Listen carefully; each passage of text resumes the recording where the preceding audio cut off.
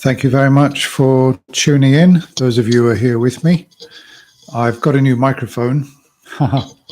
Here we are. Yep.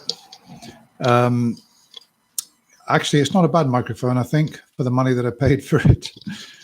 It's not as good as the ones that many people use, but I think that it's adequate. And I can see from the sound meter on my screen that I'm coming through loud and clear.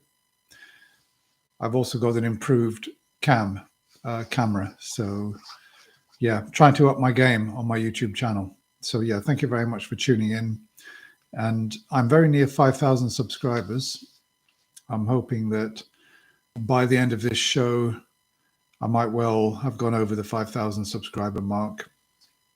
Now, for a lot of channels, of course, 5K subscribers would be laughably low, but well, we've all got our own level. And I think that the line has got, what, 150,000 subscribers. So that's like only 30 times as many as me. And I think they've been going longer than I have. Matt Dillahunty has over 200,000 subscribers. Alex O'Connor has over 1 million subscribers. So yeah, we've all got our own level.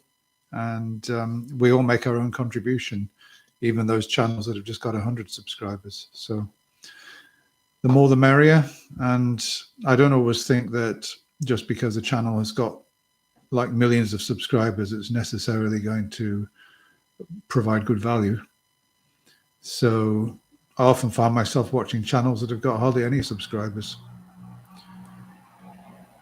Okay, so what am I going to talk about while I'm waiting for this magic number of 5,000? So yeah, I've been going about 3 years, I think. 3 years, and I mean, I could say, oh, it was a slow beginning and it picked up, and you know, things really skyrocketed with my followers and my subscribers. But no, it's been fairly steady, slow but steady would sort of describe it. Yeah, slow but steady, but that's fine. Just recently, I've actually picked up 1,000 subscribers from one video alone. I very cheekily posted a video that was, I don't know, from about 10 or 15 years ago of Richard Dawkins telling a Mormon, Brandon Flowers, lead singer of the Killers, that the Book of Mormon is obviously a fake. I decided to post that.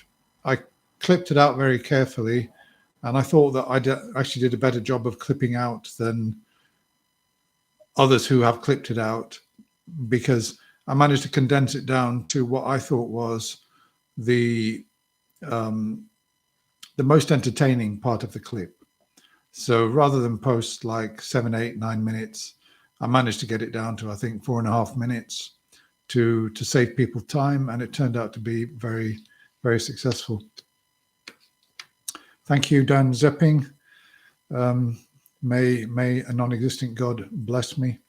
Well, you know, this whole idea of blessing people, yeah, I mean, what do you say to a Christian as an atheist? I mean, when a Christian, because I've had Christians say to me, God bless you. What do you say to that? Because you don't believe in a God. I suppose you could acknowledge to them that, well, okay, I acknowledge that you believe in this God and that you're asking this God to bless me. But since I don't believe that any such being exists, you're saying that to me is a bit like saying, may Santa give you plenty of presents on Christmas night, or Christmas Eve. May Santa bring you many presents. It would be very similar to saying that. So it would be meaningless to me because I don't believe in Santa Claus. And if Santa Claus did exist, and we have this imperative, or we have this request from a believer in Santa Claus to bestow upon me presents, by what means is Santa Claus going to get that message? And I suppose you could say that for Christians who are saying God bless you, by what means is the God going to get that message? And given that there are quite possibly millions of bless yous being said at any one time across the world, how would a God possibly deal with all of those at the same time? Does anybody ever think about that? Well, of course, if God is all powerful and is a multitasking God, can deal with an infinite number of blessings and prayers, well, I suppose then it's conceivable that if such a being exists, this being could deal with an infinite number of requests from its creations. You see how this goes. I didn't even know what I was going to talk about when I started off this live stream. Well, I had some idea, but I didn't imagine that I would go down that route, but that's because of what somebody said. And I suppose if my voice would keep going, I could spend the whole day on here having a live stream. One good reason not to do that, quite frankly, is that I've only got 80 gigabytes a month on my mobile broadband, and I don't have landline. I don't have hardwired broadband. I don't have a Wi-Fi router. I actually run my business, not this channel. I've got a business. I've got eBay business. I actually run my business from my mobile phone through my mobile. I use it as a hotspot, and I've only got 80 gigabytes. And to my horror, last month, I found out that with only 2 days to go on my when it renews.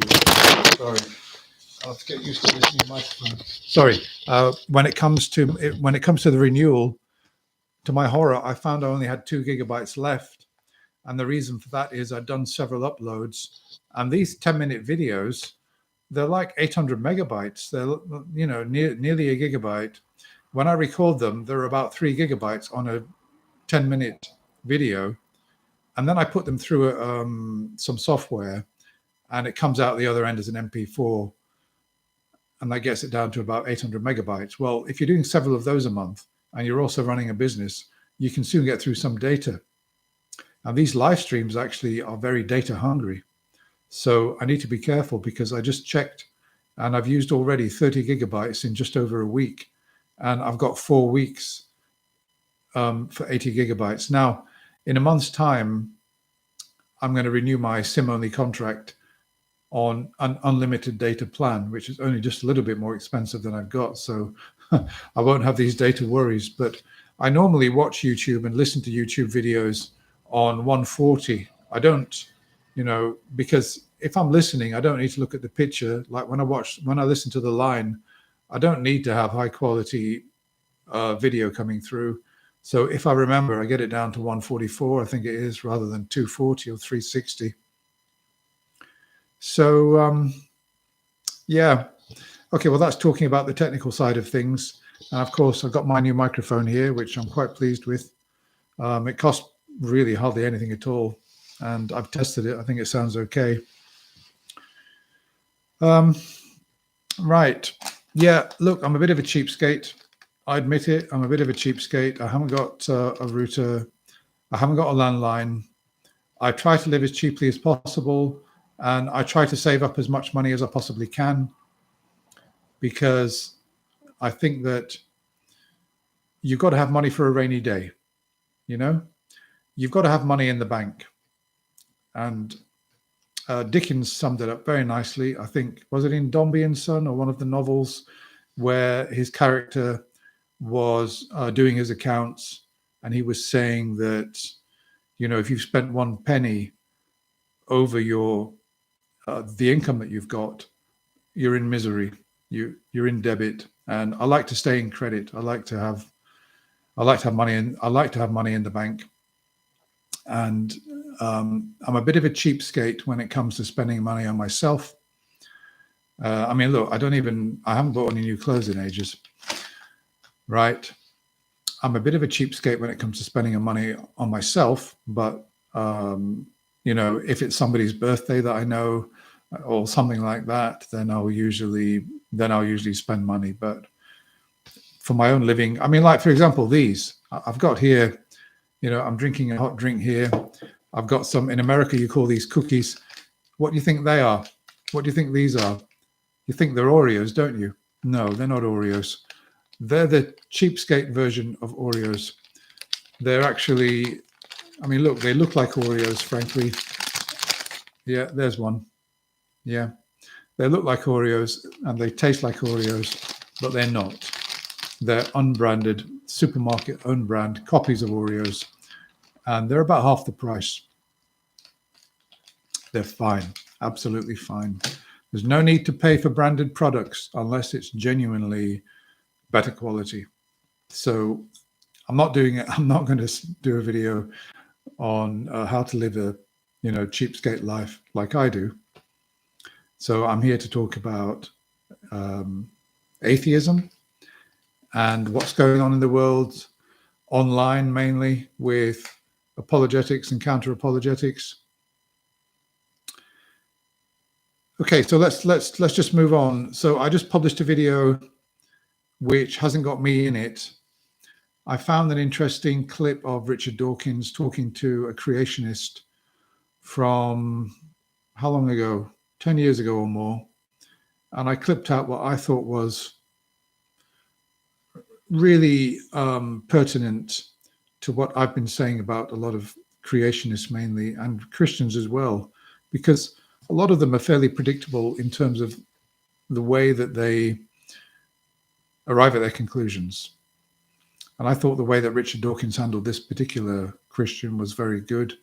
And he sort of drew him out. But to be fair, this Christian was a bit too naive. And he admitted a lot of things which really exposed the lack of proper rational thought that Christians, I think, and just religious people in general, put into assessing and considering whether their beliefs are actually could be true or not, or could be false. So yeah, they're sitting down, and you can see this video. Actually, it's doing rather well at the moment. It seems to be, it's as I speak, it's picking up about 500 views an hour, which, for my channel is pretty good. Yeah, so I've put a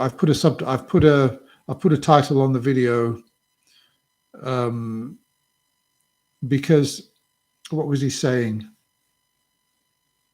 Yeah, okay. All right. So this particular Christian, he doubts evolution, and he's, as Dawkins said, he's betting against evolution being true. He's basing his Christianity on that, but he's in a no-lose situation, this Christian, and I'll tell you why. Because Dawkins will never be able to defeat this position. And the position is this, that if you are going to accept Genesis as literally true, for no other reason than that you just believe it because you somehow regard it as the concrete truth, then no amount of scientific explanation about how the theory of evolution works is ever going to convince a Christian who just blindly believes that the Bible is true, and that's the end game for them. Nothing is ever going to convince somebody who is not open to persuasion. And if you've decided that you're going to believe the Bible no matter what, then what's the point in even sitting down and talking to somebody? It's, in a way, it's sort of honest in one way, it's dishonest in another, because if you're going to sit down and have a conversation with somebody and take up their time and listen to their point of view, you've got to at least leave the door open a little bit, that if you're polarized, if you've got polar opposite positions, that you could be open to persuasion. But if you're going to say that you can't persuade me no matter what, because I believe the Bible's the word of God, or I believe the Bible is divinely inspired and absolutely true, the Garden of Eden was a real place, and these things really happened. They're not just myths. It's not just a metaphorical presentation of the faults of man. It's something actually much more than that. There is a creator, and there was a price to pay for the wrong path that the first human beings took. So if you're going to believe that, no matter what you hear, and if you're going to believe that God is the creator, that there is a God, and that God created everything that is living, then it doesn't matter how good Richard Dawkins explains how an organ like the eye could have evolved, because this is what he does very eloquently. He explains it very well, because the Christian says, look, because Richard Dawkins says, what are your objections to the theory of evolution? And he says something along the lines that it seems to him that we needed the eye to work as it does right from the get-go, right from the start, either that or nothing at all. And the only way that could be the case is if it first appeared in all its complexity, and the only way that could happen if there was actually a designer that made man. And Richard Dawkins undermines that straight away, saying that no, something could still work. Something less than the eye that we've got now could still work and could still be useful. And he describes very well how the most primitive form of eye could be just simply an opening, a very primitive opening that has got the ability to detect light and darkness and nothing more. And that incrementally, each generation adds to that. And it might add to it in such a way that is imperceptible to each succeeding generation. But if you add up all those increments, then maybe every 10 generations or so, it's going to go somewhere and there's going to be an actual physical change. So it may well be that there was, I don't know, an opening somewhere, and that at first it didn't really result in anything, but through various genetic mutations that happened, eventually it was able to actually do something, like, for example, detect light or darkness or whatever. He couldn't really seem to grasp this, or maybe he did grasp it, but he was still unwilling in the end. He was still unwilling. When Richard Dawkins said, well, do you accept my explanation, and do you then now believe in evolution? He said, well, no, not really, I don't. And Dawkins said, well, why is that? And he said, because my mind goes back to Genesis, right? This is the thing. He says, my mind goes back to Genesis, and God did this, and it said God did this, and God did that.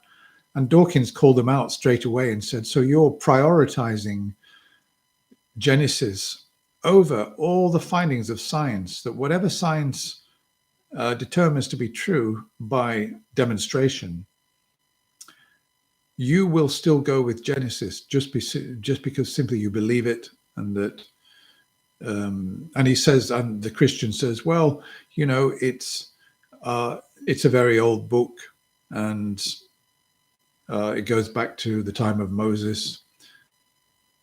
And by the way, he doesn't believe that the earth is 4.5 billion years old and that the universe is 13.5 billion years or whatever it is. He believes that the earth is 6,000 years old. What do you say to somebody who believes that the earth is 6,000 years old? Because this is what's been estimated from biblical scholars, 6,000 years. Yeah, and I think that, as Dawkins said, that he hasn't acquainted himself with the science. And reading a lot of the comments on that video that I put out, there are people there who must just live in echo chambers. I mean, look, I don't live in an echo chamber because, I mean, for a start, this will surprise you, but I go to church every week. Yeah, because my partner happens to be a Christian, more of a cultural Christian, but nevertheless, she enjoys the community. She enjoys the hymns. She enjoys the sort of warmth that she gets from the place. And just out of sheer habit, because that's what she did as a child. And I mean, it's an hour of my time every week. It's not too much of I kind of find it interesting because I like to see how sort of I like to see what Christians are doing in terms of worshiping and what they're listening to. What are the ministers saying? What is keeping people in this religion? So when I found myself in this situation with a partner who's a Christian, at first I thought, oh God, I'll be going to church every week. I mean, I can either support her and go to church with her every week, or I can just say, look, I'm an atheist, and it's really against my principles to go to church, as I don't believe in everything. And actually, rather than make a big deal out of it, I just decided to go along, partly out of curiosity. And I've picked up quite a lot from it, none of which is edifying, I might add. And it's made me even more bemused that people believe these things. Frankly, it's quite bizarre to be sitting there as I was on Sunday. I sat there on Sunday in church. I was sitting in a pew with a copy of the NIV Bible in front of me. And I listened to the sermon. And the sermon was all about citizenship, the citizenship of countries, what it means to be a citizen, how it's a privilege, what you can expect from being a citizen, how it protects you, how you get certain entitlements to work, to benefits, education, right to live in that place. And he compared this and said, well, Paul said in, which book was it in the New Testament? Is it to Philippians or something? I don't know every single book of the Bible, but I think it was one of the letters that Paul had written to the, I don't know, Philippians or something like that.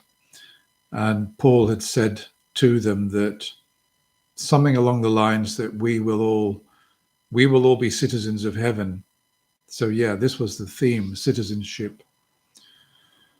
So I'm sitting there listening to this, and what would it mean to be a citizen of heaven? Well, obviously, if we're taking the analogy from citizen of a country, well, there are responsibilities and there are benefits. So what's the responsibility of citizenship? You have to obey the laws of that country.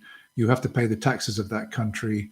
You have to be, you have to be tolerant to people's lifestyles in that country and respect the culture. Certain things which may not be encoded in law, but still there's probably some kind of moral responsibility when one becomes a citizen of a country, or if one is a citizen of a country and getting the benefits, then I suppose that one has got to accept some level of responsibility.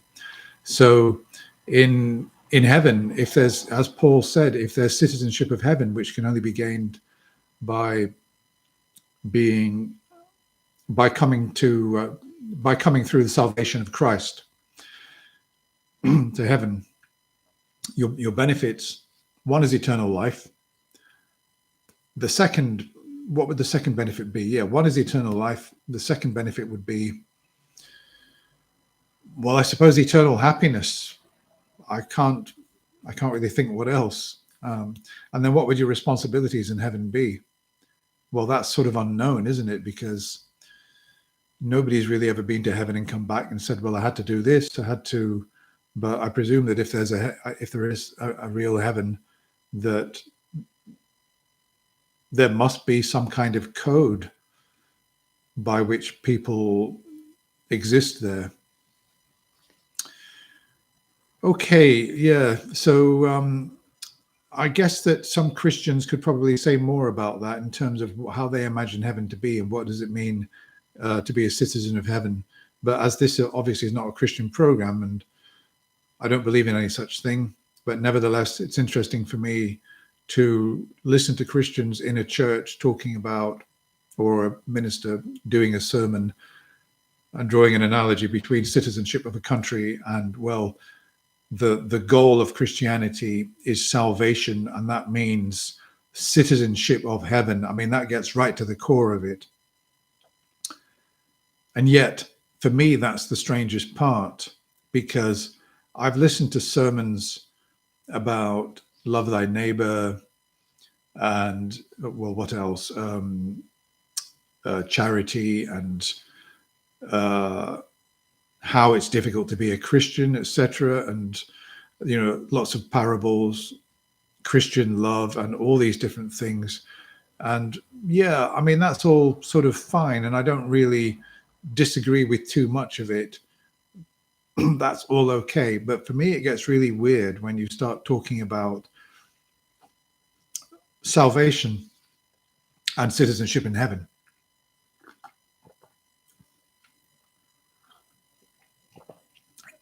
Excuse me. Yeah, so my voice will last. Okay, let me just rambling a bit. So let me just have a look at some of your comments. Let's have a look. Mavro Savannah says, listen up, Dawkins, and you don't realize persuasion is a PhD, another doctorate. Every human can be persuaded. Dawkins' agreements are not the art of persuasive. Well, I don't know. Dawkins is obviously an expert in his field. And I find actually he's very sharp, that if he's talking with somebody, he usually says the right thing at the right time. I'm the kind of mediocre intellect that if I'm in conversation with a Christian, and this has happened, they might say something and I reply, and then later on I think, oh, damn it, why didn't I say that? And, you know, Dawkins is the kind of intellect that when he's in that position, he usually says exactly the right thing. And he doesn't come away thinking, I wish I'd said this, I wish I'd said that.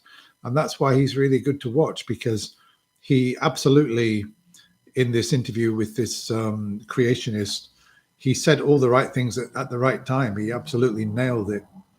Absolutely. And he said a lot of things unexpected. And I think I was thinking, oh, you know, I wish I could have thought of that response.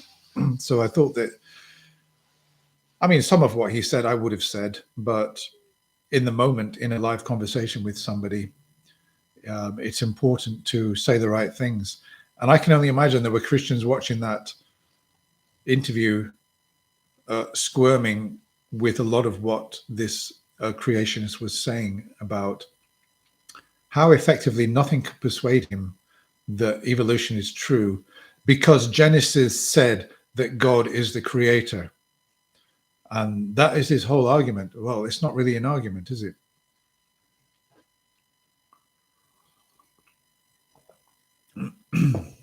Okay. Welcome, Chris. I usually do one live stream a week, usually on a Monday night, but for various reasons, I didn't manage to get to do my live stream on a Monday night. It doesn't always happen. Depends what's happening in my personal life. And I think on Monday night, I was doing something else. So yeah, it might look like I'm sitting here, lonely atheist, you know, sitting in a sort of darkened room with a laptop, diddling my lips, and, you know, watching never-ending atheist videos, Matt Dillahunty, Richard Dawkins, and everything. And you know, then I make my videos and I do a live stream, and that I never leave my flat. But no, that's not the case. It's not the case. I'm actually quite busy. I've got a business which I run during the day, and I work in the evening as well. So I just do this channel part-time, and I do get some money out of it, but, you know, not really. It's just pocket money. But I do it partly because I like to keep my mind active on things that I'm interested in.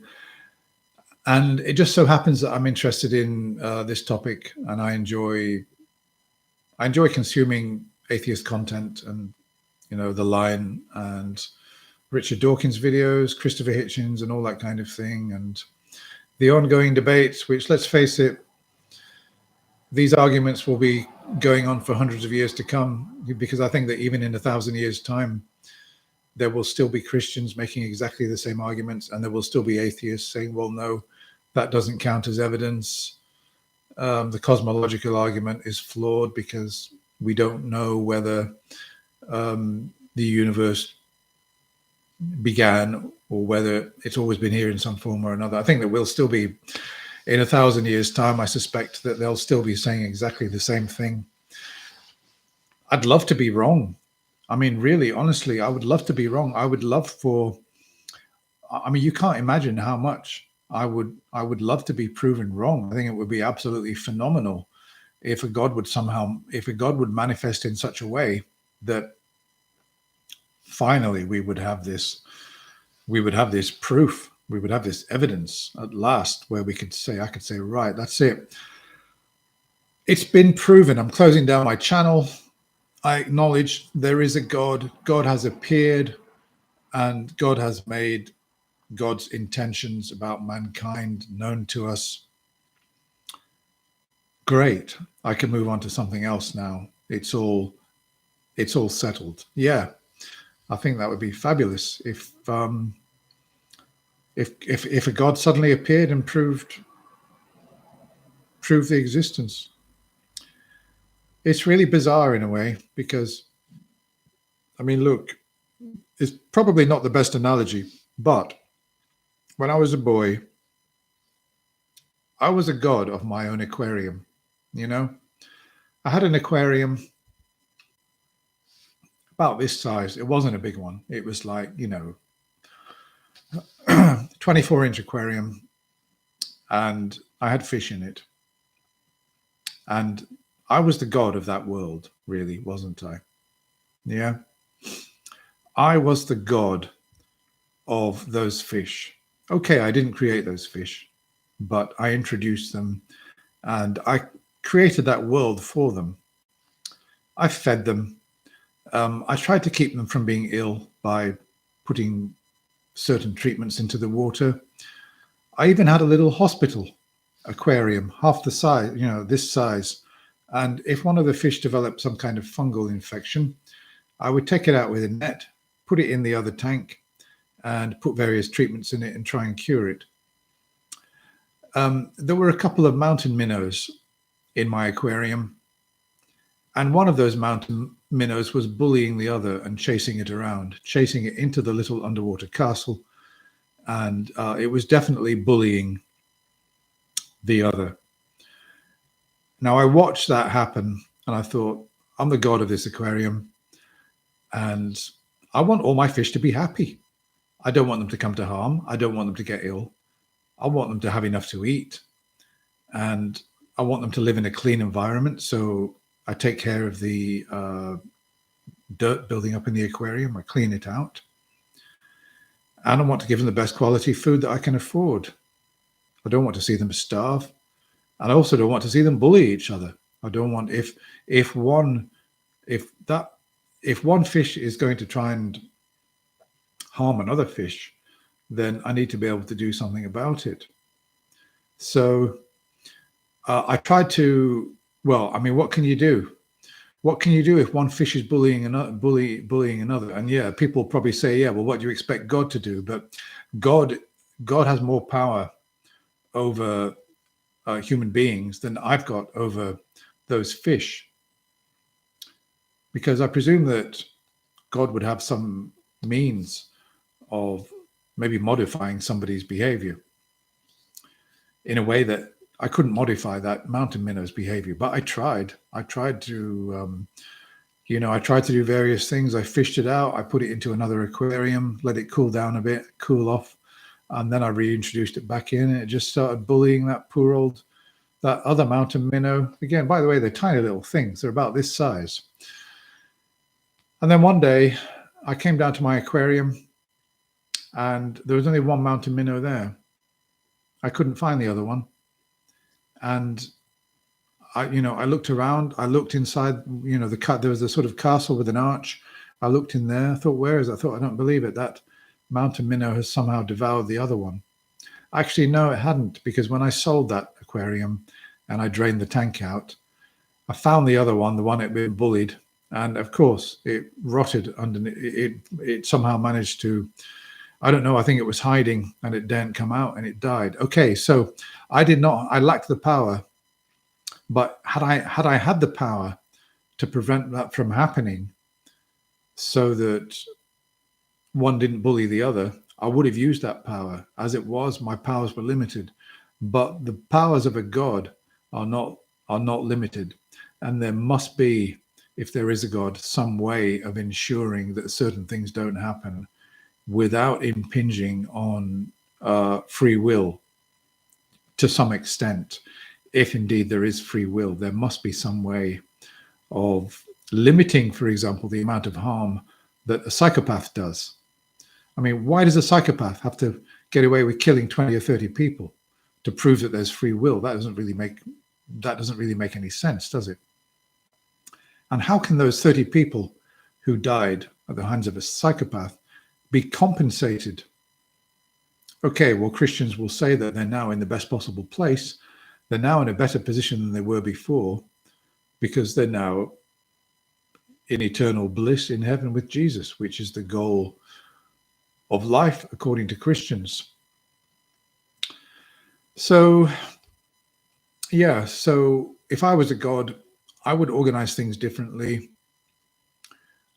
I'm not saying that I would always intervene, but I would certainly intervene a lot of the time. I watched a true crime documentary, or listened this afternoon, about some guy who was called, I think they dubbed him the Iceman. I can't remember his second name. It was Richard somebody. He seemed to be a kind of person you would never want to cross paths with. I mean, he killed in such a nice, cold way, horribly as well. And he was talking about his childhood, and he was abused and beaten up as a child. And he went to church as well. His mother was a Catholic, a very strict Catholic. And he was talking about how he was being beaten up by his father for absolutely no reason whatsoever, and how he was praying to God. He said that child abuse wouldn't happen in a universe that had a God in it. He couldn't accept that there is a God because child abuse goes on. He said that there would be no child abuse if there is a God. And yeah, I can absolutely. I know you can make arguments that, yeah, child abuse will go on even if there is a God, because we can always find arguments to support that. But he was coming at it from an emotional and partly an intellectual position that if there is a God, why should children have to suffer at the hands of predators?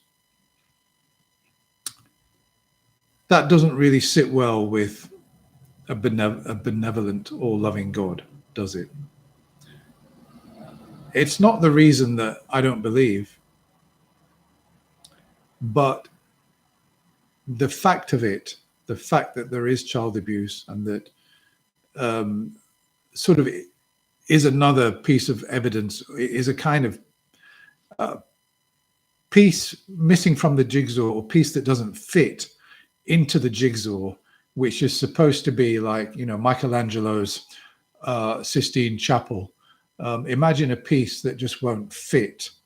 You're trying to fit this ugly piece into Michelangelo's Sistine Chapel jigsaw, and that ugly piece is child abuse. And no matter what you do, it just won't go. And I suppose that's what Richard Kuklinski. Yeah, thank you, Ray. Yeah, it was Kuklinski.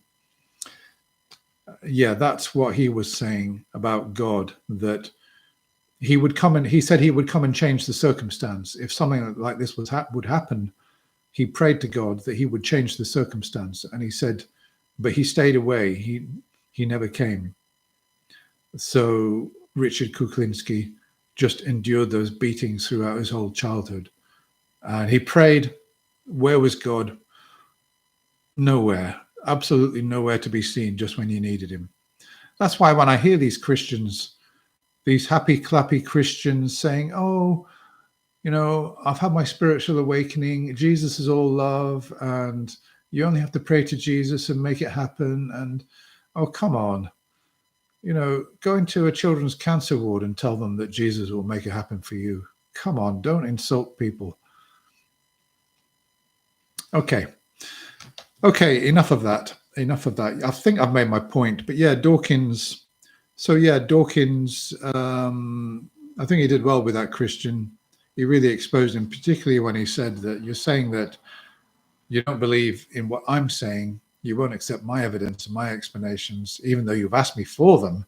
You have made scientific objections to the theory of evolution.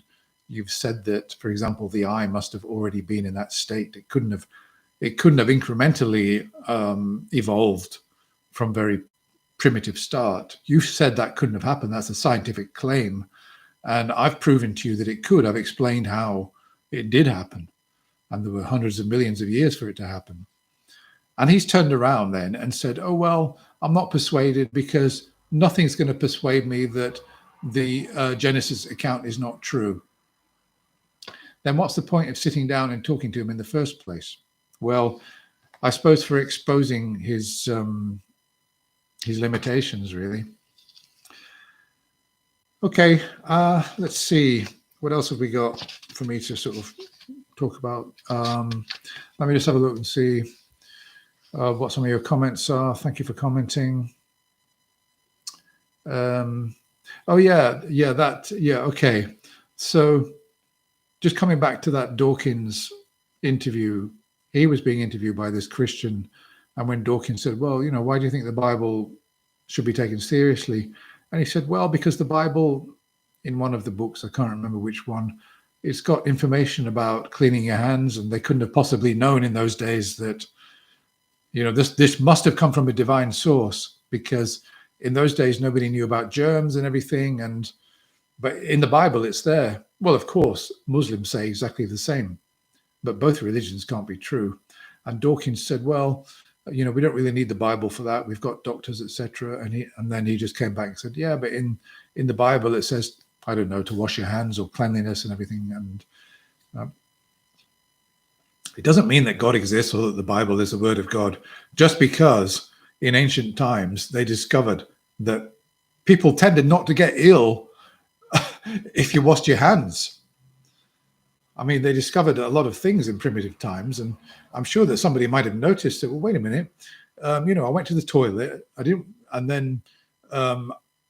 wash my hands, I ate some unleavened bread, and then I got a horrible bellyache, but yet the week before, I fell in some water after going to the toilet, and my hands sort of got clean, and I ate some unleavened bread. I wasn't ill on that occasion.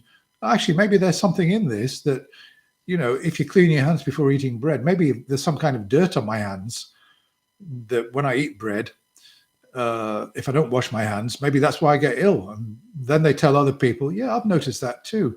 I mean, for goodness sake, you can't pin your belief in a God on something as simple as ancient people discovered that washing your hands was a good idea before eating, or helping a woman in childbirth. It's absolutely ridiculous.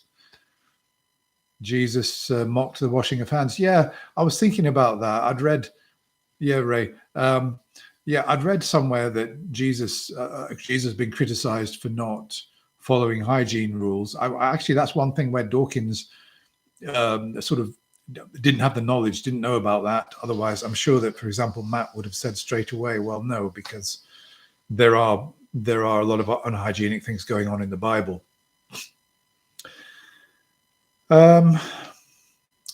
Yeah, well, yeah, exactly. Physics police. Yeah, good point.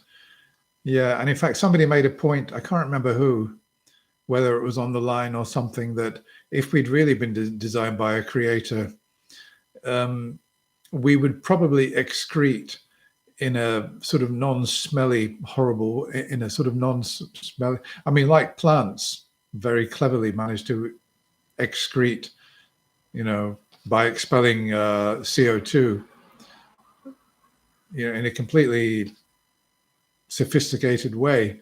I would have thought that for the paragon of animals, as Hamlet says, the beauty of the world, I would have thought that if there was a God that had designed us, you know, there wouldn't be this disgusting method of excretion, would there? But there is. And well, I suppose Christians would make an argument for that as well, to say, well, you know, God had to leave man with something to remind him of his base nature. Yeah, well, okay. I don't exclude I don't reject Christianity for any of these reasons, which I'm just talking about. I reject Christianity because, well, A, I don't believe in the existence of God. B, I don't believe in the resurrection or the miracle birth or any of the miracles. Those are the main things. Okay, this is going a bit bizarre. Well, how long have I been going? I'm not sure whether I'm up to 5K subscribers. Probably, I think I was on 4991 when I last looked. And I've got this video which is doing rather well, the ones with Dawkins. It hasn't even got me in it. That's probably why it's doing well. And maybe that will get me to the 5,000 mark. I've been going for, what, 45 minutes? So let me just see. Goodness knows how many gigabytes I've used. Let me just make sure that I've got nothing else that I wanted to say. Oh, yeah, there was, I uploaded Luke's call from the line on Sunday.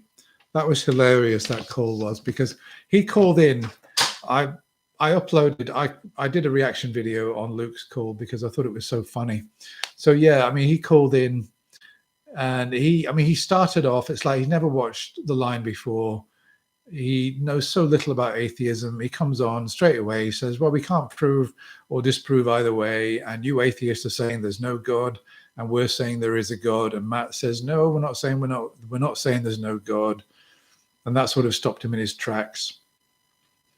And then later on, he made some comments which Matt said to him, you know something, you're the best Christian that's been on in the last 3 months, right? Now, when he said that, he should have quit and said, well, it's been very nice talking to you, Matt. And I hope we can have another conversation. I'll think a lot about what you've said and rewatch this call. And maybe I'll have something new to say, or maybe I'll come closer to your position. Thanks a lot for the chat, Matt. Bye. And that would have been it. That would have been fine. Nice way to end the call. But that's not what happened.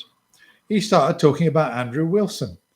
And then he started saying that the reason that he said he disagrees with Andrew Wilson, but he likes him because he offends people and he creates a big stir. He creates a big commotion and a fuss. And yeah, and Matt said, you know, you've just gone from being the best Christian to the worst Christian, because to just like somebody because they offend people and because they have this sort of way of operating which isn't particularly productive, makes you a real douche. So then the guy just sort of said, oh, okay, thank you, and he disappeared. And yeah, he should have quit while he was ahead. If Matt's telling you that you're the best Christian and you're a Christian, the best thing to do then is not ruin it by opening your mouth anymore. Just say, thanks, been nice talking to you. I'll be back again another time. Because now the guy's gone away and he's still tossing and turning in his bed thinking, oh, God, did I really say that? That Andrew Wilson is a bit of a douche, actually. And I've just aligned myself with him and made myself look like a complete jackass in front of thousands of people. And I'll never be able to take that back. Well, he could take it back. He could come on to the show next week and he could say, look, Matt, I called last week and I've had further reflections on Andrew Wilson and I've rewatched. And yeah, actually, you're right. I had a bad position and I've revised it. I don't like Wilson. I don't agree with him. And I don't like the way he does debates. So, okay, I'd like to talk about something else. And then Matt would say, oh, okay, that's fine. You know, we kind of see eye to eye on that, but there's still this God thing between us. So, yeah, I've seen that happen before where somebody's come on and, you know, a theist or even an atheist, and it's been all going well. And then they've said something stupid and Matt's just said, oh, you know, you're just, you know, you're a transphobic piece of whatever and you're a jackass. And then it's all gone wrong. Okay, so yeah, let's have a look. So I'm at 4.99. Yeah, okay. So that means I'm probably just a few. So I've been a bit of a, yeah, you know, I get Andrew Wilson fans leaving comments on a lot of my videos, and I don't respond to them. They're usually asking me questions like saying, what do you think of, Matt not being prepared to engage with Andrew Wilson and running away? And I don't respond to these questions because it's not really for me to say. Matt's had his say on that, and he's given his reasons. And for me, it's fairly irrelevant. I don't see why my opinion on that, should sort of matter one way or the other. I did find it a bit bizarre to say, it is a bit of a strange thing to say, I concede at your worldview. In other words, well, that's a bit like saying, yeah, that's a bit, that's got to be dishonest. How could a Christian concede an atheist worldview? That doesn't make any sense. That's like saying, I agree with you that there's not sufficient evidence to believe in the existence of a God. So now I'm an atheist. Is that what he's saying? No, I don't think so. You can't concede. It's like conceding at chess and saying, but yeah, we're still going to play because there's a game to win. It doesn't make any sense whatsoever. So,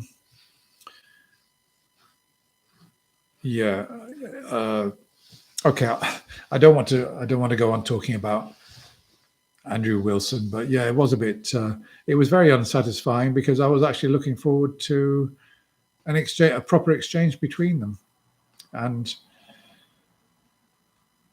look, that Matt has got a trans woman in his life, so why would you go into a debate with Matt Dillahunty as a Christian on whether or not the Christian God exists and then bring up trans issues?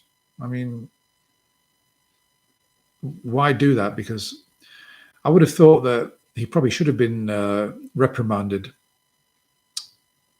for actually doing that, because it didn't have anything to do with the topic that they actually sat down to talk about, and it sort of ruined things. Okay, let's see. I'm going to go for another 8 minutes, make it a round hour, and I don't know. I'm near enough to 5,000 subs, and a lot of you who are not watching this live, when you eventually tune in, you'll see that hopefully I'm over the 5,000 subs. I'm nearly there, actually. 5,000, yeah. So it's taken me 3 years to get to 5,000 subs.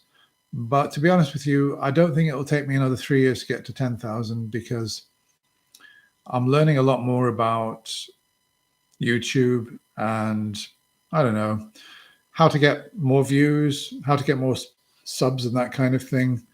Believe it or not, one way not to get more subs is to ask people to subscribe. And I've noticed a lot of YouTubers, they start off saying, oh, please subscribe, please like my channel, please this and please that. And that's a bit like, you go into a restaurant and the waitress comes up to you and says, can you give me a tip before I serve you? And my answer to that would be no.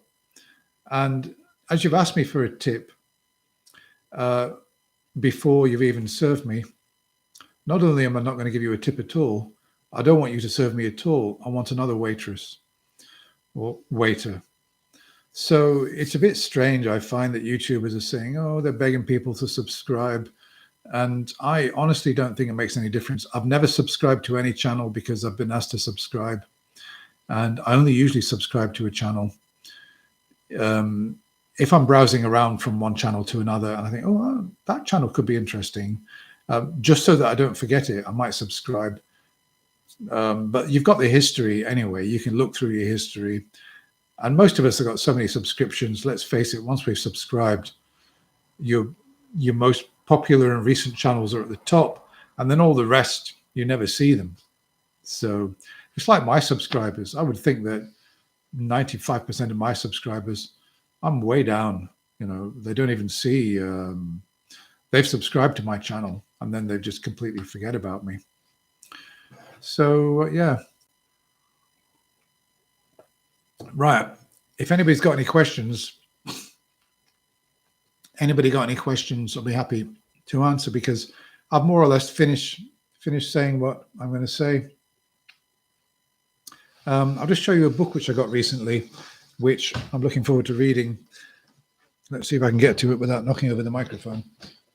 Here we are. A couple of books. The Oxford Book of Essays. This actually looks quite interesting. There's all sorts of people in here. There's Churchill, Bertrand Russell, George Bernard Shaw, Henry James, Dickens, Samuel Johnson, going back. Let's have a look. Who's the most recent? John Didion. Haven't heard of him. Jacobson.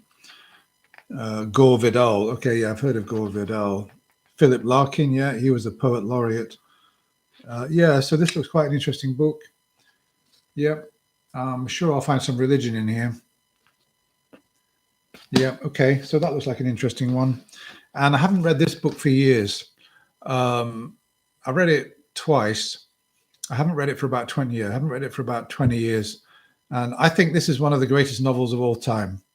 I think this is the dystopian novel for all times, and that all dystopian novels that followed this have been a poor imitation. This is just such a, once you get started on this and you start reading it, Orwell was just, not only was he a sort of genius for the concept, but his style as a novelist and everything, he's just such a phenomenal writer. The Handmaid's Tale, I don't like it. I've seen other dystopian, or I've read other dystopian works, and I've not really been that keen on them. But this novel is just, I don't know. It's like the novel of the century. There were some absolutely fantastic novels of the 20th century, but this is the one that really is the warning for mankind, the one that we can all learn from. And you'll learn more useful and pertinent and relevant and resonant lessons by reading this book about how the world works and how it operates, and how authoritarian religions and governments operate and everything like that, and how people respond. From this book, you'll learn far more. This is far more useful than the Bible will ever be. I think it's just, can't wait to have a good look into that. What else have I got here? You might be interested. Another great novel, Steinbeck's The Grapes of Wrath. I've not read that for about 30 years. So I think it's worth coming back to read novels like this, because the way that I used to read, when I read now, I feel like I'm looking at every single word with a microscope, in a way that when I was younger, I didn't used to do. And of course, because I've lived longer, I get a lot of the references and a lot of the nuances that when I was a lot younger was just absent. So I think it's worth coming back to great novels and maybe reading them again if you read them when you were a lot younger. And just picking out another book. Oh, one book I haven't read, which I will never read, is this. Tolkien, Lord of the Rings. Now, I'll tell you that he was a great scholar. Tolkien was a brilliant scholar at Oxford University. He did so much for sort of all the medieval English, Beowulf, and he was a brilliant scholar, and he was probably a brilliant novelist as well. And of course, but I just don't like fantasy fiction. I picked up The Hobbit in a bookshop a few weeks ago, and I started sort of reading it, read a couple of pages, and Bilbo Baggins and everything. I think, oh God, no, this is just not for me, unfortunately. So I've got that. It's a long story why I've got that, but I don't think I'll ever read it. And of course, I've got this, Bhagavad Gita, which I picked up in a secondhand bookshop recently. I'll have a look at that. I haven't read it. So I probably need to have a look at that if I've got a channel on religion. And yeah, so I've got lots of reading to do. And I've also got another book which I picked up recently, entitled, what is it called? It's a book on political philosophy, and it's called Justice. It's basically how do we know what justice is and what is the right thing to do? I'm afraid that the author slips my mind. He's American, and the first chapter is all about whether we should have price gouging laws, or whether price gouging laws, they're intuitively good and fair, but are they really? So I've started reading that. That looks quite interesting. It looks like the sort of book that I should read. Okay, well, I'm going to sign off now. I don't know whether I'm at 5K subscribers. Maybe somebody will have a look for me, because if I navigate away from this screen, oddly enough, my live stream will be over. So Steinbeck, yeah, Of Mice and Men, yeah, that's another great novel. Brilliantly realized as a film with John Malkovich. Oh, that is such a brilliant. Has anybody seen the John Malkovich version of Mice and Men? That is a superb film. One of Malkovich's best parts, I would say. So yeah, there's East of Eden, of course. There's another great novel that Steinbeck wrote. I mean, really, I think that most of the great writers in history, tend to be the other side of the Atlantic, British and European, Russian. That's where most of the mastery has been. But there are some great American writers, and I like Steinbeck, Carson McCullers. I quite like her, and Fitzgerald, Theodore Dreiser. Yeah, you don't really hear much about Theodore Dreiser, do you? What did he write? Yeah, The American Tragedy. That was a great novel. The Financier. And no, let's be honest. There have been some great writers to come out of America too. Okay, well, thank you very much for watching, and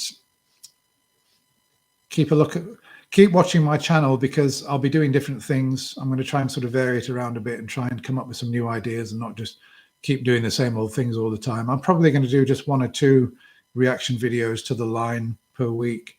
And then I'm going to be doing some other sort of new stuff, hopefully. Okay, bye for now. It's midnight here in the UK, so I'll look forward to seeing you again. Goodbye.